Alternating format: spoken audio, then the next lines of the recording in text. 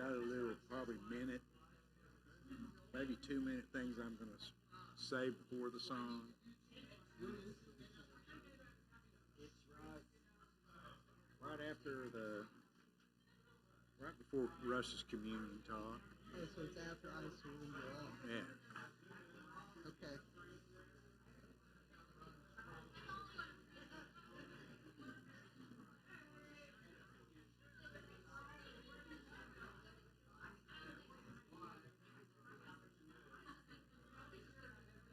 I think I'm gonna have some of that coffee.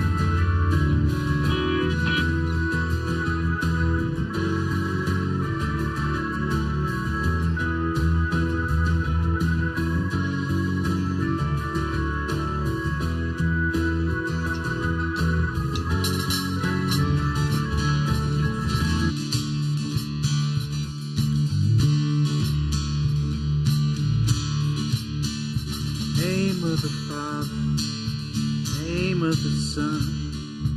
Name of the... Too fast. Too fast. Oh, look, they're already here. We were rehearsing. Sorry about that. It was too fast. Let's try it again.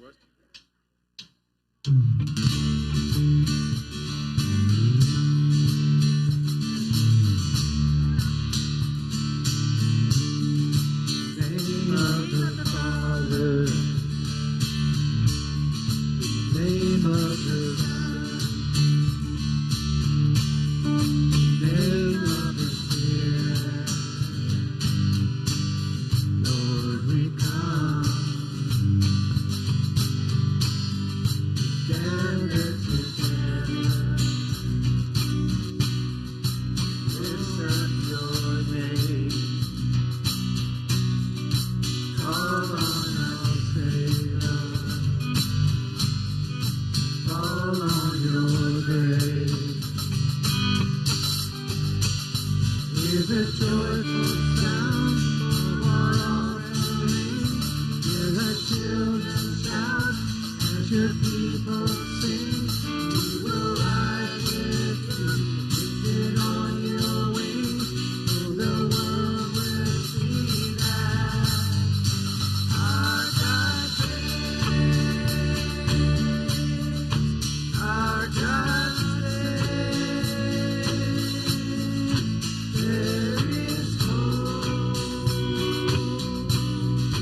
in your name. The name of the Father, the name of the Son,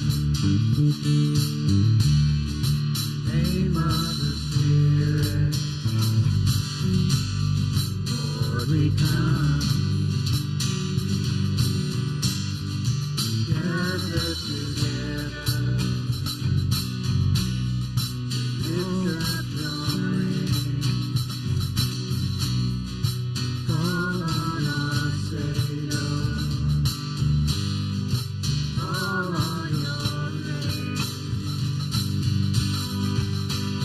Hear a joyful sound of our offering, as your children shout, as your people sing. We will rise with you, lifted on your wings, so the world will see that our God saves, our God saves. There is hope in your name. Morning prayer, songs of praise. Our God saves,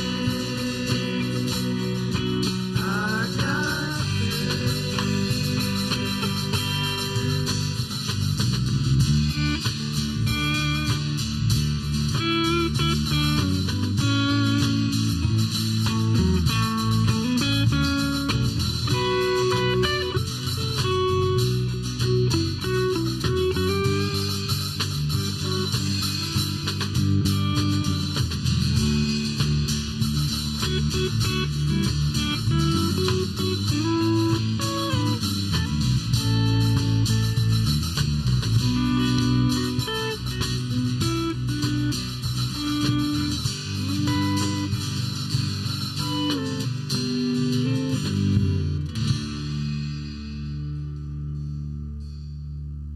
All right, we're going to go way back and teach you one we used to do about 100 years ago.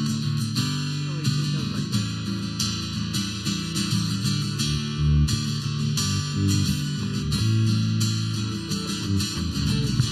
I believe in Jesus. I believe He is the Son of God. I believe He died and rose again. I believe He paid for us all. I believe He's here now, standing in our midst, here with the power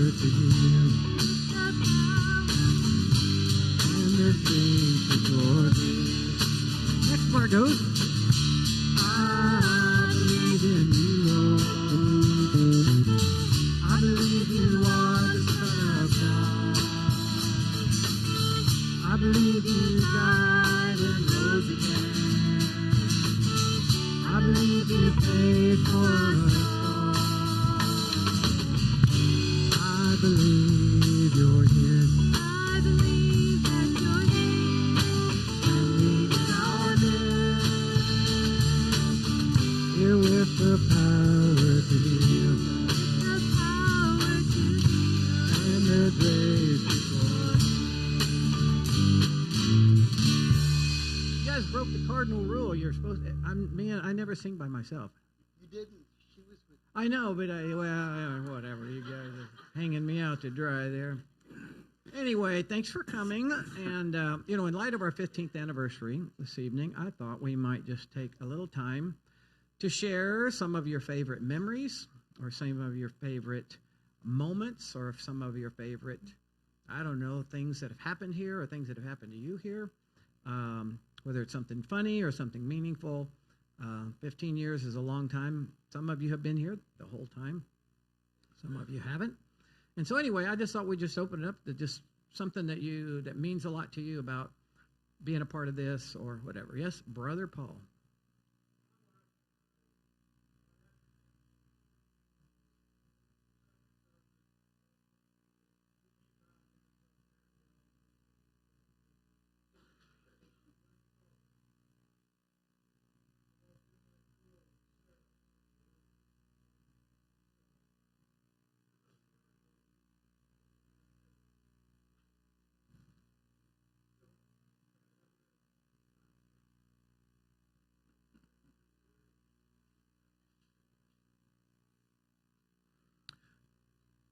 It felt really different right off the bat. It just felt different. And I don't know if you guys know this. Mike and I go back clear to the Boomer Theater a long time ago. If you guys have heard his whole story about he was a gruntled postal worker. He wasn't disgruntled. He was just a gruntled postal worker. Anyway, he stole some mail he's not supposed to, but he showed up at the church. He didn't really steal it. He went out to the trash can to get it. He planted it there because it was not deliverable. So because he was curious and he got it and he came, and that's how he became a Christian and played in the music, and we became friends. And then he moved to Tulsa, for 20 years. Yeah, at least. Yeah. And then right after we started the new church, Mike showed up. And it was like, man, that is so great to see him. And he just jumps right back in the band. And that was, to me, that felt so good to see him and to have him back at just the right time for us, and probably for you too, but for us, it was just fantastic, to have him back and our friendship and also to do music together. It was great. I definitely remember when he walked in to the Old Town Plaza.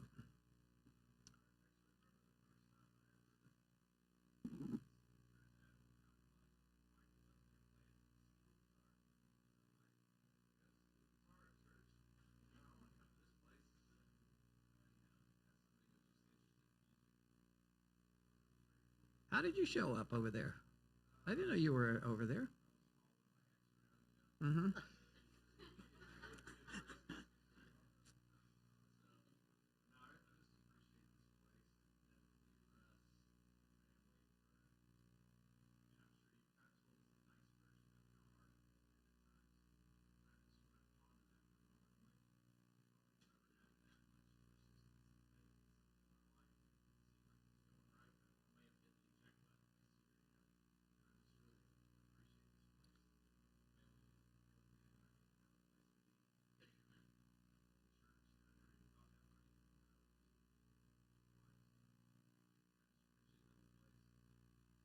I know that's one of my favorite things is, Faith was just turned 2 when we started. Because we started in October, she turned 2 in September.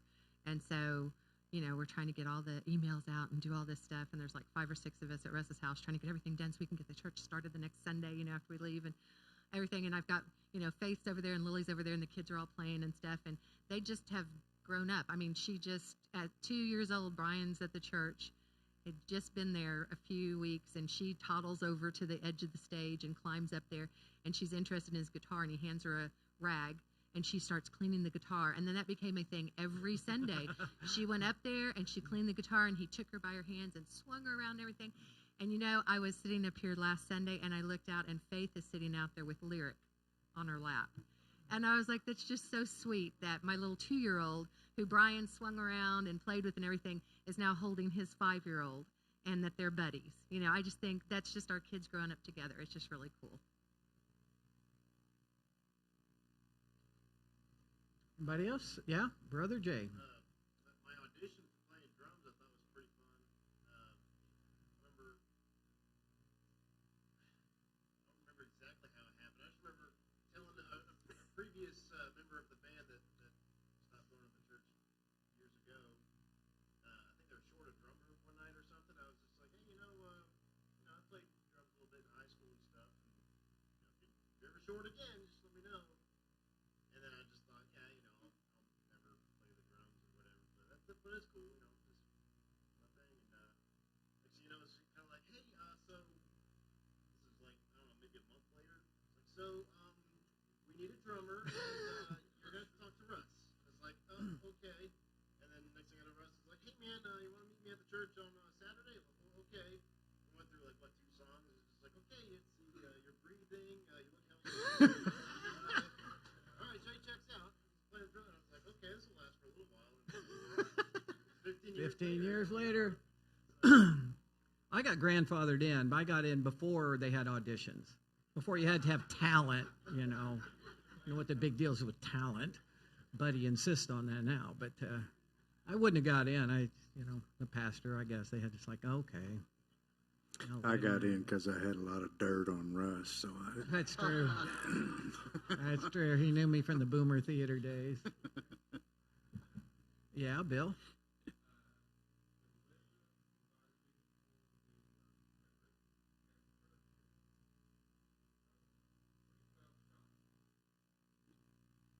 By Russ.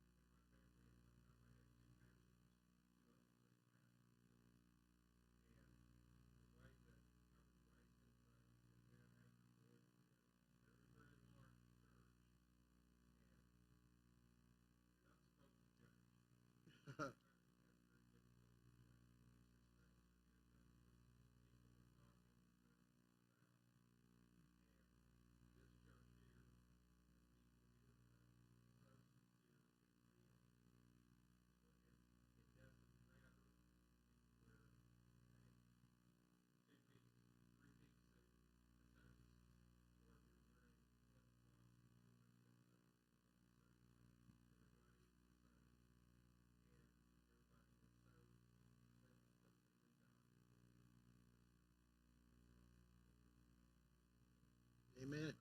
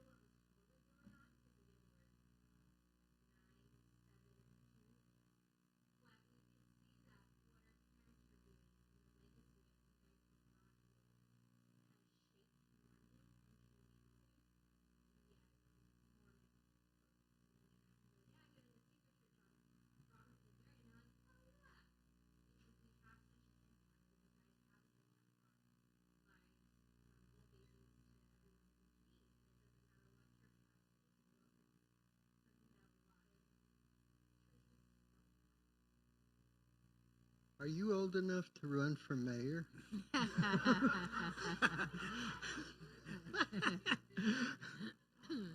You know, I was kind of surprised Sunday when I said, how many of you were here in the Old Town Plaza? And, of course, a bunch of people were here before the Old Town Plaza, you know. And then how many were here at that building down there behind La Baguette, you know.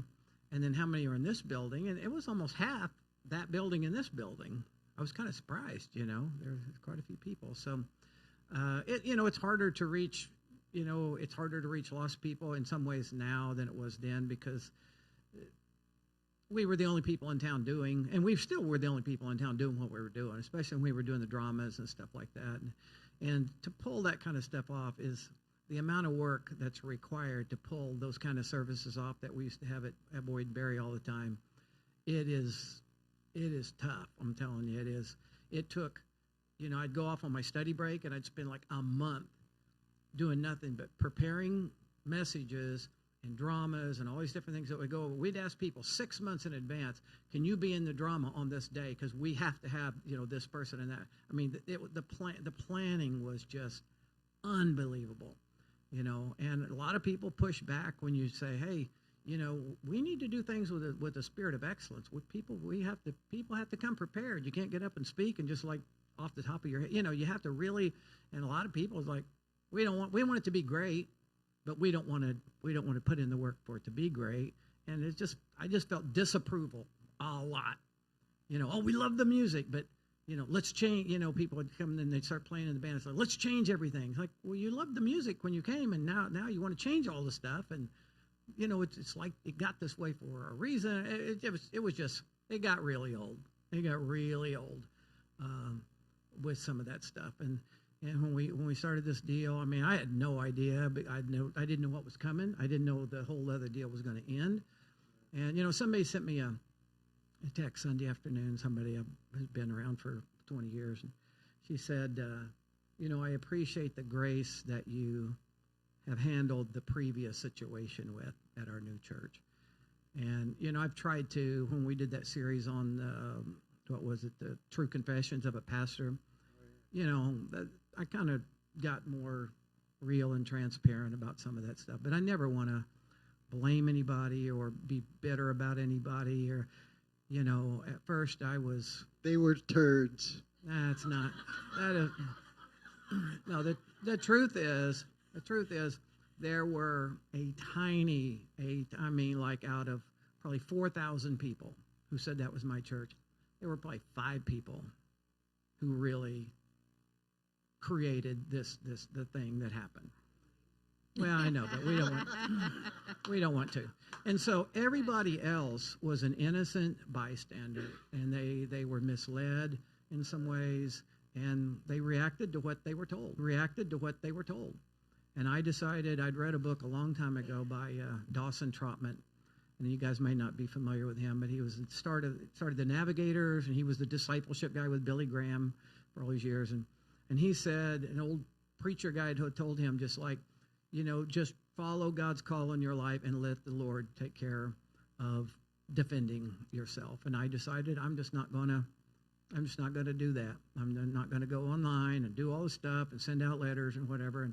And so people tended to believe people that were talking. And Janet told me that. Said, well, they believe what they're hearing because you're not saying anything. It's like, yeah, I don't know. I don't want to go attacking people. You know, and one time we had to fire, you might say, somebody in the church who had caused giant problems. We didn't get up publicly and say why we had done it because the guy has a family, you know, and we're not going to do that. And we paid him 6 months severance because he has a family. It's the right thing to do. And but boy, we got destroyed because people said, why did you do that? Well, I can't tell, you know, it's something that of the nature that I'm just not going to get up and say in church, you know, because he's got a wife and kids. And it, you know, it was really hard. And but it didn't take me very long till I finally, you know, when my mind would go to, I can't believe so-and-so did that, or I can't believe so-and-so said that, I, you know, just felt this thing in God telling me, this is the best thing that could ever happen to you. You know, thank God you have been kind of set free from all that drama, all that church politics. I hate church politics. When I started in Norman, 1977, I said, I'm going to be authentic, just, you know, real, everything. Yeah, you know, like Bill said, to me, if it's not authentic, back when I was growing up, people would go to church because they ran for mayor. They weren't, because, you know what I mean? And that was part of their thing, of being an outstanding citizen or whatever. Like, well, God knows. What difference does it make if these people at the church don't know? It just seems silly to me. And so I wanted it to be real. I wanted to reach lost people, and no church politics. My dad was a pastor. I understood what church politics. I never wanted to have that. And we didn't for a long time, until a couple of people came in and they started stirring stuff up, and like, who did this and who decided to, to get that color carpet and blah, blah, blah. Like, you guys, this is going to kill us, and I spent like 6 years trying to keep the train on the tracks. But I could see it coming. My mom could see it coming. She was very wise, and I couldn't prevent it. And that was my, church-wise, that's my biggest regret in life, that I couldn't protect the 99% that didn't do anything. They're just great people that came to church to have a good time and to love God and care about people, and they just got just annihilated in the whole deal. It wasn't their fault. And that's Sunday, one of the things that felt good is like, this is what church I think is supposed to be like, what we're having here. There isn't a bunch of behind-the-scenes stuff, you know what I mean? We actually like each other. And when problems come up, we actually talk heart to heart, and we come out okay, and you guys come and you can have a good time, and there's not a bunch of stuff that's just destroying your soul. There was things that happened that people got involved in that you could just see. They were innocent people, basically, but they got all wrapped up in these meetings, and it just destroyed them. I mean, it destroyed innocent, really nice people. And I just felt bad because I couldn't stop it. But anyway, I'm really very thankful, that happened. I never would have quit. I'm not a quitter. I thought I would probably collapse at some point, but I didn't think I would quit. But you guys, I don't know if I told anybody. Maybe Donna knows this. But when all that stuff was going on, I spent a couple of days in Norman Hospital. I thought I was having a heart attack. And they told me it's just, after a day, they said it's just stress. And it was ridiculous, the amount of stress I was under. And because, again, I never saw the church building as like I built, build a ministry over 27 years. The building is just, that's why I always refer to this as a building. I never say this is the church, meet you at the church. I always say the building. I've said that my whole time here. I don't care about that building, or I like the building at Boyd and Berry, because it facilitated what we were trying to do. But it's just a building. It's not worth fighting over or getting mad about anyway.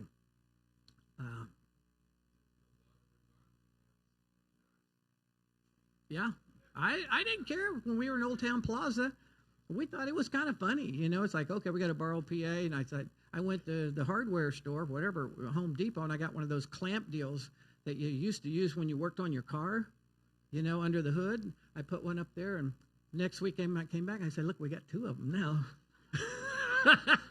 We're going big time. You can really see us up on the stage now. We have two of them. But it was fun, and it has been very healing for us. And hopefully for when people like you guys have not been coming that long. I mean, how long? Kelly, you've been coming for a long time though, right? Really? Finally drug your dad in here. Took him.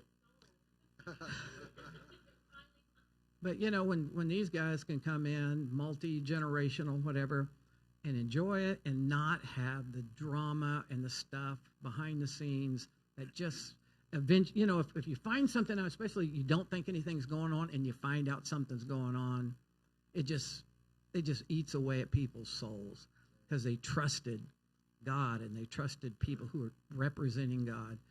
And it felt good Sunday to know that we are not perfect, but people, what they see is what, that's what's actually happening, or at least that's what we're trying to, it's as consistent as we can possibly be. And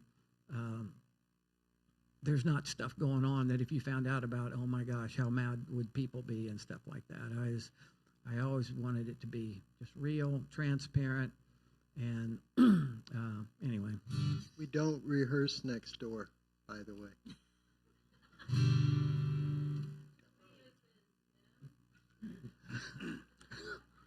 Buddy has a part ownership next door. Okay, so he was going to call it Buddy's Joint, but we said no, I don't think that's a good name. But anyway, okay, we're gonna keep going here.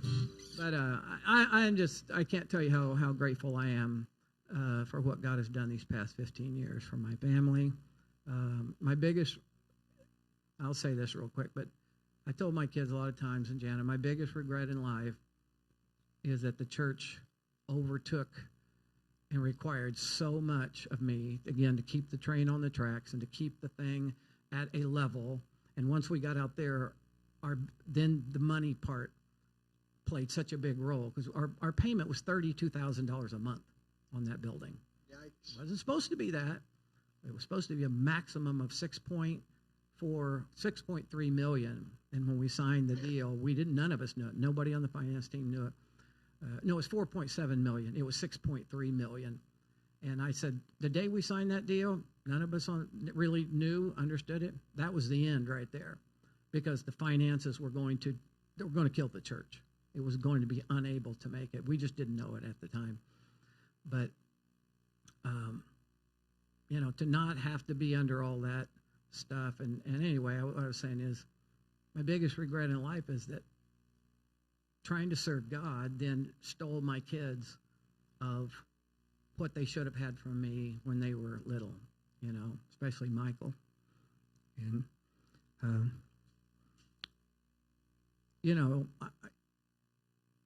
I think, do I regret trying to help people and serve God and people's eternities? Well, no, of course not. But do I regret the effects that it had on my kids and on Jana? Absolutely. I just don't know what you do. I didn't know what to do in that situation, I did the best I could, but, it affected them unfairly, and I still feel bad about that. And, God's grace, and you go on and you try to do what you believe is the right thing, and sometimes it turns, I don't even know what you say about that. Do you care more about people's eternities than you care about your kids when they're 2 years old and spending time with them? I don't know. Wish I could have done better, but anyway, we're going to sing with a thankful heart, because that is really how I feel tonight, in spite of how depressing everything I'm saying.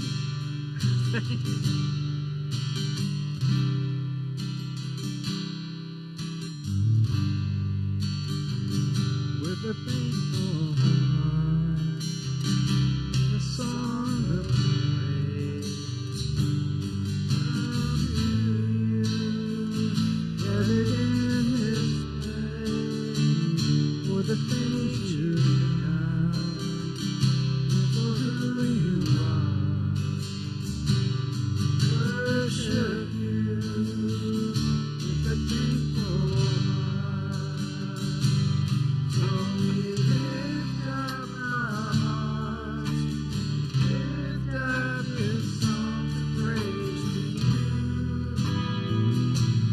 Lord, we offer our prayers, and we offer our lives in gratitude. Oh, we worship you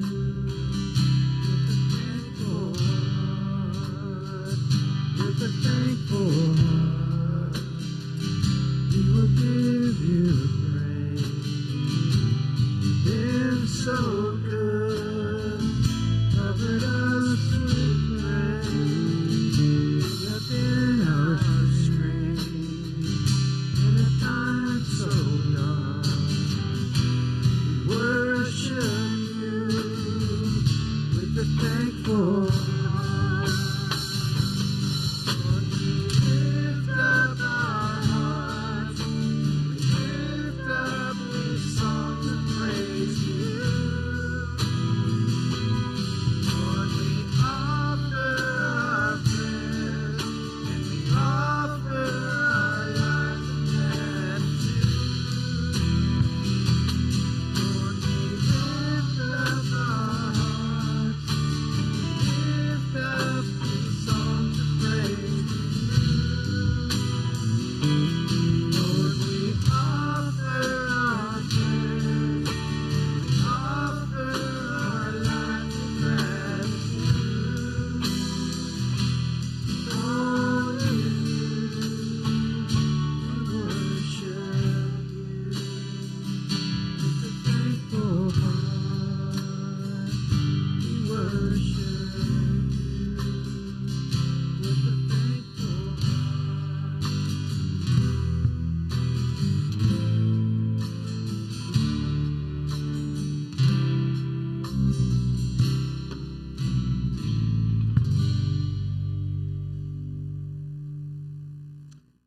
talk so much, we're going to have to skip a couple of songs, and we're going to, we're going to go straight to Mike.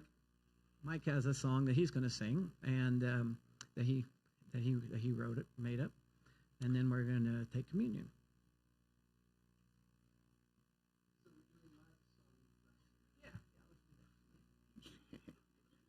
Right now? We went an hour and a half service Sunday. I don't think we could do that Wednesday night right following. Maybe wait. Yeah, I know, but you guys have grace and stuff. Once every 15 years, we can do it. I don't want to trample on the. Anyway, just. Yeah, this song is a song that I can't really say I wrote it because I got most of the words from Psalms and Deuteronomy. It's the song that I went through some health problems back in the spring, and it's a song that's kind of pieced through with the Bible. It's kind of helped me get through that, and it'll be my theme song for the rest of my life. And we're getting ready to take communion and talk about about Jesus and what he did, and this song is a lot about that, because when after he was betrayed and all that stuff, he was maligned, much maligned, and whipped and beaten and put on the cross, and we have benefited so greatly from that we, these minds here, we really can't grasp it. We just accept it by faith and receive it into our lives. So anyway, no more preaching. Here's the song.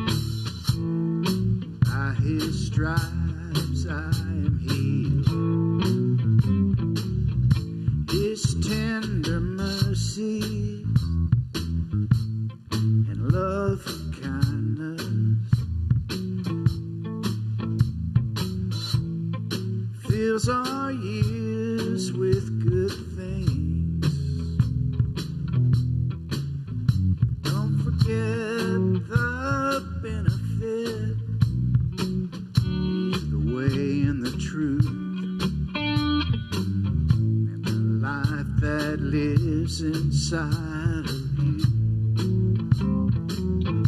'cause he was wounded for my transgression, he was bruised for my iniquities, the chastisement for my peace was upon him. By his stripes I'm healed.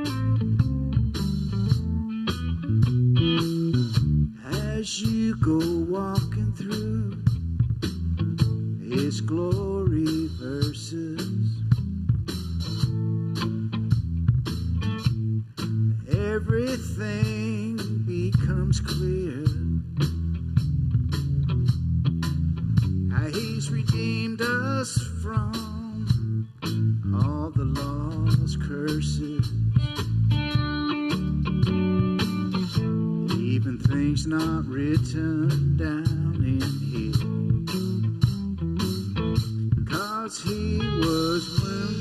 for my transgression. He was bruised for my iniquity. The chastisement for my peace was upon him. By his stripes I'm healed.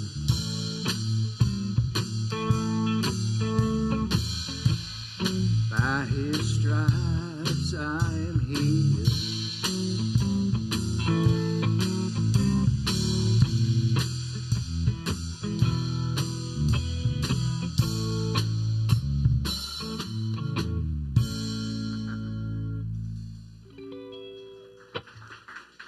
Thanks for letting me play that, guys.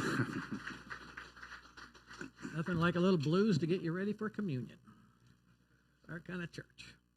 Well, I don't know if you've thought about this much, but when you think about the very first communion, when it was inaugurated, it had a very strong community aspect to it. In Luke chapter 22, Jesus made special arrangements to secure a small banquet upper room for his 12 disciples, the people he was closest to and he spent a lot of time with, to observe the Passover meal together. And as they sat just before they ate, he looked around and he said, I've really looked forward to eagerly sharing this time with you. Not just any random followers, not just any random believers, all these people that have been following, but I've spent the last 3 years with you guys. And I want to do this special moment in my life, what we call the Last Supper. There was just Jesus and his 12 disciples. And he said, I wanted to do this with you. I've done my life with you the last 3 years. Now this really important thing, I want to do it here in community with you guys. In the book of Acts, we see the early Christians, of course, taking communion together. In fact, I don't know, there may be one, but I don't know of a single instance in the New Testament of someone taking communion alone. Here's another thought. Over in John chapter 6, Jesus gives one of the most challenging talks that he's ever done.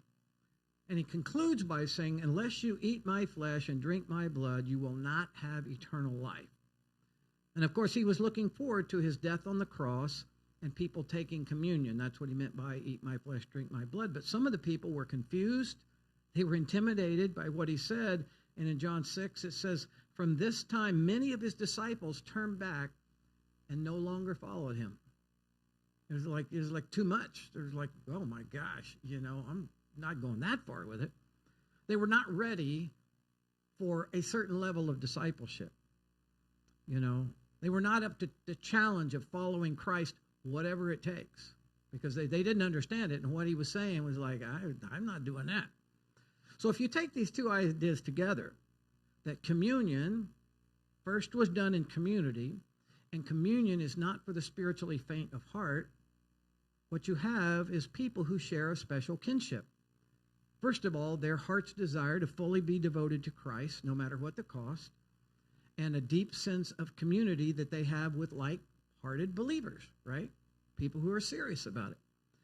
And when you get a group of people like that together to take communion, people who aspire to really be as devoted to Christ as possible, and they also have an affinity with and a connection with each other, you kind of get a reenactment of what Jesus did 2,000 years ago at the first communion. That's sort of what we have here, because you probably wouldn't be here if you weren't fairly serious about your commitment to Christ and taking your time out and being here. And as we've just talked about, a lot of us, even the Sealands, they guys haven't been here 25 years, but we all know each other pretty good now. We know each other pretty well. We've been through stuff. We've seen each other at our best moments, and sometimes maybe at our not our best moments, and we still care about each other. We're doing this thing together, and that was kind of the atmosphere when Jesus got in the Last Supper that night. People who were sold out and who cared about each other.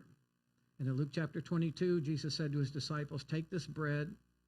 It represents my body that will be given as a sacrifice for you. And he takes the cup, and it says, it symbolizes my blood that will be shed for you pretty soon. And do this together in the future to commemorate and remember what we had and what I did for you on the cross. And that's what we're going to do right now. We're going to pass the bread and the cups. And as you take this time to reflect, I hope you'll think about, I'm in the midst of a group of people that we're not perfect, but we take our commitment to Christ pretty seriously. And also a group of people who've been through some stuff together, and we matter to each other. Not only do we matter to God, we matter to each other.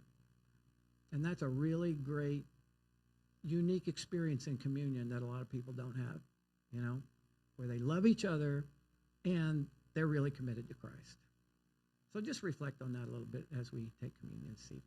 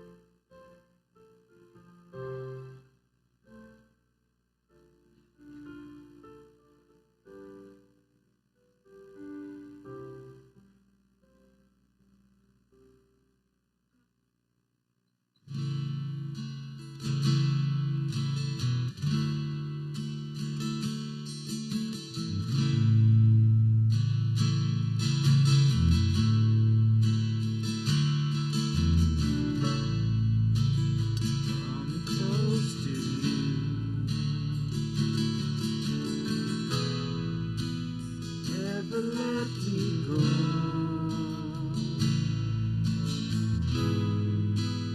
Lay it all down again. You say that I'm your friend. You are my desire.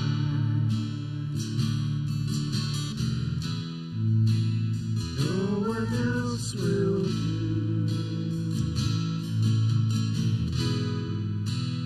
No one else can take your place.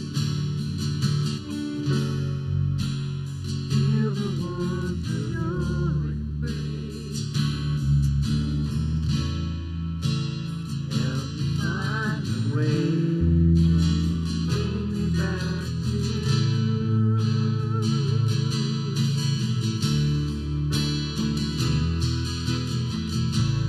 You're all I want. You're all I ever need. You're all I want. Help me know you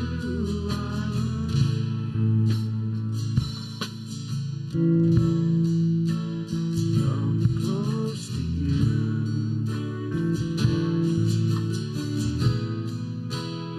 Never let me go.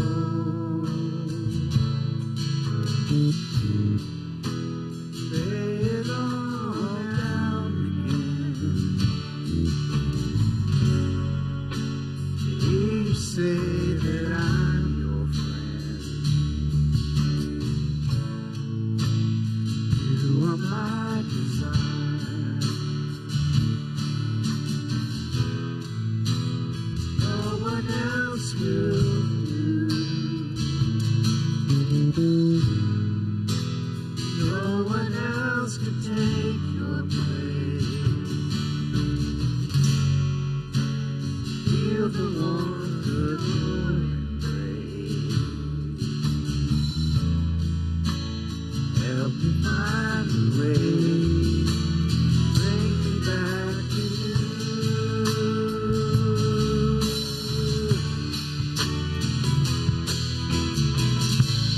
You're all I want.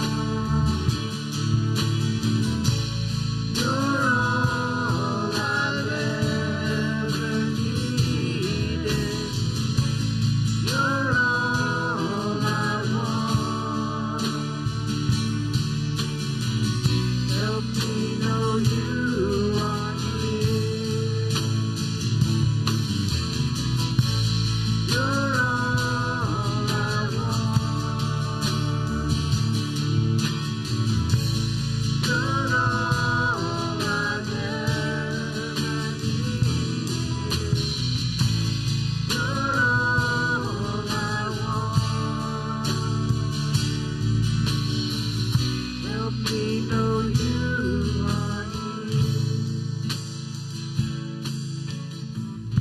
Help me know you are near.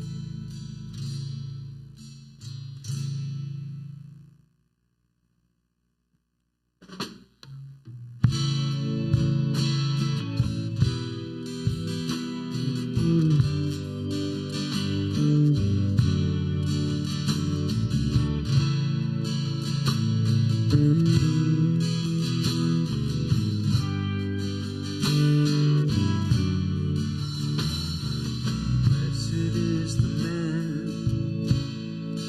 walks in your favor, loves all your words, hides them like treasure in the darkest place of this desperate heart. They are alive, strong, sure life. Sometimes I call out your name, I I cannot find you. I look for your face. You are not there. By my sorrows, Lord, lift me to you. Lift me up to your side. Lord of eternity, Father of mercy, look on my begging soul. Keeper of all the stars, friend of the poorest heart, touch me and make me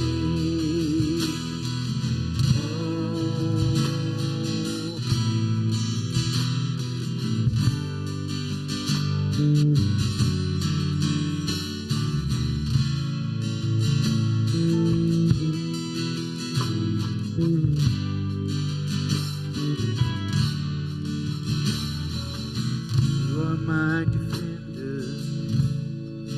Who is against me? No one can trouble or harm me.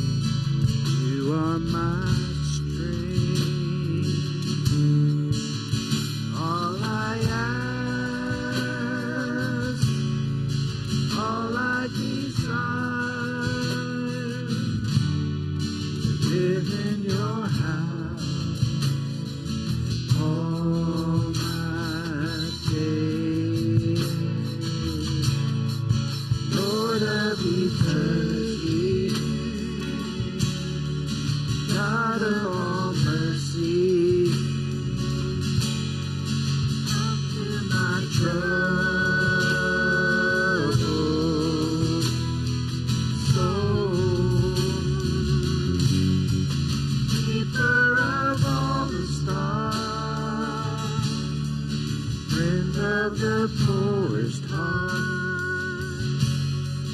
touch me and make me whole. Lord of eternity, Father of mercy, come to my troubled soul. Keeper of all the stars, friend of the poorest heart, touch me and make me whole.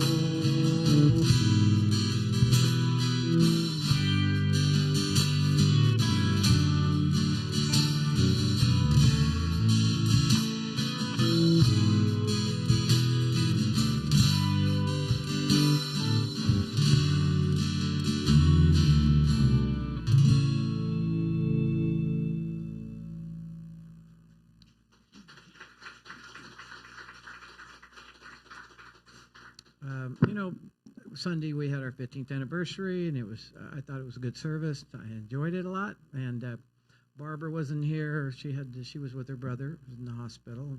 She got away for a little this evening. But I don't know if you guys remember when we put up the picture of Tina Little Axe, the before and after, and she just cries. She just yells out from the crowd like, "No!" I thought that was kind of funny. But anyway. You know, sometimes people like John Saunders, he'll say like, "I follow you, Russ, anywhere he goes." You know, whatever church, whatever. And there's part of that I'm thankful for, but there's a part of it too that I want to remind everybody. I don't think it's a big mystery around that I am a human. I'm a regular human. Like in some churches, people are like, "Oh, there are such," the pastor or whatever. In my deal, that's never been a problem. People always kind of realize I'm pretty flawed. Uh, but I just want to mention something, because one of the people that was sort of somebody very influential in my life as a pastor, I went to Chicago and spent some bunch of time up there and went on retreats and everything with this particular person. And in the last few years, it found out that they'd been doing stuff and behind the scenes, and now they're not there anymore, and they're just completely off the grid. And this person was a worldwide figure in seeker kind of churches. And, people, sometimes when that would happen, it was like, hey, did you hear about so-and-so? Did you hear about that? And it's like, it always grieved me when something like that would happen. It's like, you just feel for, I don't know why. I don't know why those things happen. We're all flawed, so we are flawed, and I'm a flawed person. But some things people do that betray their faith or betray the trust of the people. I hope nothing like that ever happens. I hope I never, ever do anything where you doubt that my heart's in the right place. But I want to say that when that happened with that guy, and I viewed him for a while, I was like, there's my dad had the most influence in my life, and then this person from a ministry standpoint. But when it happened, I didn't think, well, then I'm giving up too, or I'm going to quit, or I'm going to flip off and do some crazy deal. It grieved my heart, but on the other side, I don't know. I wasn't doing it for that guy. I'm doing it because I love people and I'm trying to serve God and follow the call I think He has on my life.